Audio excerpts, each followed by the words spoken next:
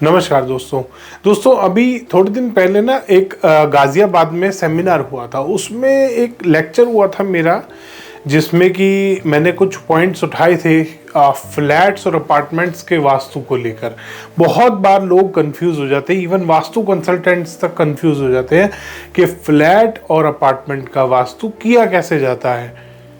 और कुछ वास्तु कंसल्टेंट जिनको फ्लैट्स और अपार्टमेंट्स के बारे में नॉलेज नहीं है, वो तो क्लियरली नो बोल देते हैं कि फ्लैट और अपार्टमेंट में वास्तु किया ही नहीं जाता।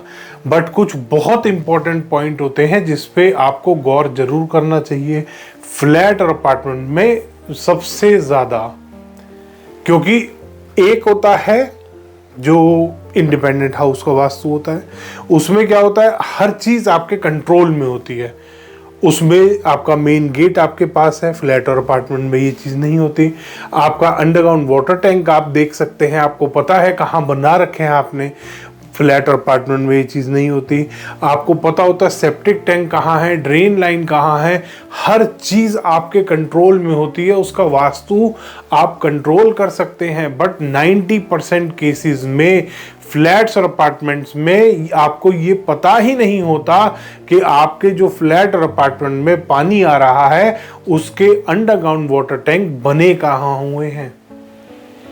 ये बहुत बड़ा डिफरेंस है फ्लैट्स और अपार्टमेंट्स का वास्तु।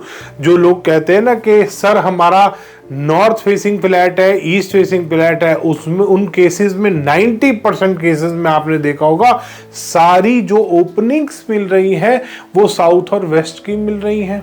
लोग बीमार पड़ रहे हैं। बहुत बार हमने ये सीरियस इश्यूज देखे हैं। साउथ और वेस्ट फेसिंग वाले खुश हो रहे हैं क्योंकि उनको नॉर्थ और ईस्ट की बालकनी मिल गई। बट उनके साथ क्या समस्याएं आ रही हैं? उनके साथ ये समस्या आ रही है, उनके सारे बेडरूम नॉर्थ ईस्ट की तरफ, नॉर्थ वेस्ट उधर गए हुए हैं।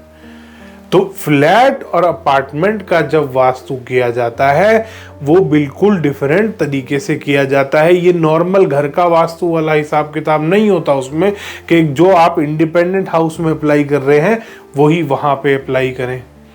वो वास्तु नहीं उसमें अप्लाई होता। इसीलिए लोग और वास्तु कंसल्टेंट कंफ्यूज हो जाते हैं। सबसे पहला होता है कंट्रोल। आपका जो कंट्रोल है वो फ्लैट और अपार्टमेंट में सिर्फ आपकी यूनिट को आप कंट्रोल कर सकते हैं। जो आपने एरिया परचेज किया है सिर्फ उस एरिया को, वो भी फ्लैट के अंदर का एरिया। पेमेंट तो आप बाहर के एरिया की भी कर रहे हैं, बट जो आप फ्लैट के अंदर का एरिया आपको मिल रहा है आप सिर्फ उसको कंट्रोल कर सकते हैं। उसके अलावा कोई एरिया आपके कंट्रोल में नहीं है। इसके बाद आगे चलते हैं। फ्लैट और अपार्टमेंट में आपको ये नहीं पता कि आपके जो फ्लैट के नीचे पार्किंग बन रही है, क्योंकि ग्राउंड फ्लोर पे पार्किंग है, फर्स्ट फ्लोर पे आपका फ्लैट है।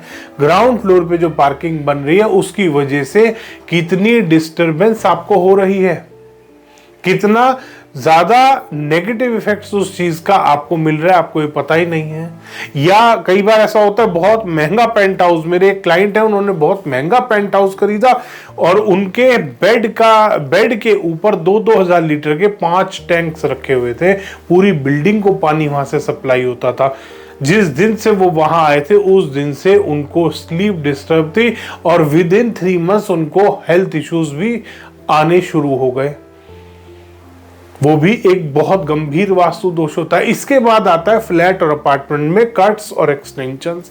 अब इंडिपेंडेंट हाउस में कट्स और एक्सटेंशन डिफरेंट तरीके से ट्रीट करी जाती है। फ्लैट और अपार्टमेंट में जो एक्सटेंशंस और कट्स है वो डिफरेंट तरीके से ट्रीट करे जाते हैं।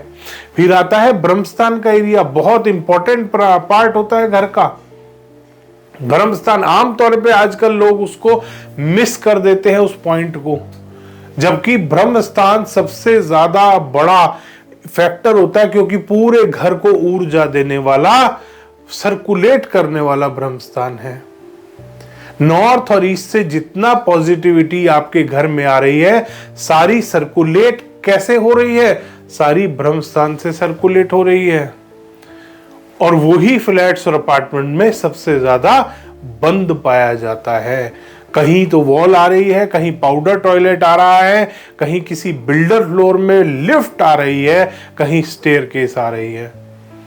ये बहुत बड़ी गंभीर समस्याएं चल रही हैं दोस्तों। इसके बाद आता है फ्लैट्स और अपार्टमेंट में जो आपको बालकनीज मिलती हैं। बालकनी बड़ा एक वास्तु दोष बनता है। उसके बाद आता है कॉरिडोर में आपका जो फ्लैट है या अपार्टमेंट का जो गेट आ रहा है वो कॉरिडोर में सामने टक्कर पे आ रहा है, वो भी एक नेगेटिव आपका पॉइंट बनता है फ्लैट्स और अपार्टमेंट्स में। उसके बाद फ्लैट से निकलते ही लिफ्ट आपके बिल्कुल फ्लैट के साथ में है, वो भी आपके घर पे स्ट्रेस क्रिएट करती है। वो भी आपके फ्लैट में अगर वो नेगेटिव डायरेक्शन में आ रही है तो वो भी आपको नुकसान देती है लिफ्ट। इवन आजकल तो बहुत सारे डस्टबिन घर के बाहर रखे होते हैं, किसी भी फेसिंग का फ्लैट है। अब होता क्या है, एक सोसाइटी में विजिट किया था, एक फ्लैट के घर एक के बाहर आ रही थी लिफ्ट, आ रही थी एक के बाहर आ रही थी फायर वाली शाफ्ट जो होती है, एक के घर के बाहर रखे होते डस्टबिन कि ये 4 डस्टबिन रखने की जगह है। अब बिल्कुल उसके फ्लैट के बाहर निकलते ही उस 4 डस्टबिन, ये भी देखने को मिलता है बहुत बार हमारे को। तो फ्लैट्स और अपार्टमेंट्स में इसीलिए आपको कभी भी कंफ्यूज नहीं होना, आपको जो वास्तु करना है वो इसी तरीके से अप्लाई करना है, क्योंकि उसमें जो एरिया है वो आपके कंट्रोल में सिर्फ उतना ही है। जो फ्लैट्स और अपार्टमेंट्स में हम वास्तु की बात करते हैं उसमें आप सिर्फ इंटीरियर को कंट्रोल कर सकते हैं, आप स्ट्रक्चर में चेंजेस नहीं कर सकते, आप सिर्फ कलर कॉम्बिनेशन चेंज कर सकते हैं, आप उस फ्लैट का इंटीरियर चेंज कर सकते हैं, उसके अलावा कोई भी चेंजेस आप नहीं कर पाते। उसी में काम आता है आपका वास्तुशास्त्र का रेमेडियल पार्ट, क्योंकि फ्लैट्स और अपार्टमेंट में बहुत ज्यादा जरूरी होता है रेमेडियल पार्ट। इसके बाद जितना ज्यादा आप ऊपर जाते हैं कॉस्मिक एनर्जी आपको उतनी ज्यादा मिल रही है, बट क्या हो रहा है, जो अर्थ वाइब्रेशंस हैं वो आपको कम मिल रही है। जो घर का आपके फ्लैट में अपार्टमेंट में अगर आप बहुत हाइट पे जाते हैं वहीं पे आपको अर्थ वाइब्रेशन कम मिलती है, कॉस्मिक एनर्जी ज़्यादा मिलती है। एनर्जीज में बहुत बड़ा डिफरेंस आ जाता है फ्लैट्स और अपार्टमेंट्स में और इंडिपेंडेंट हाउसेस में।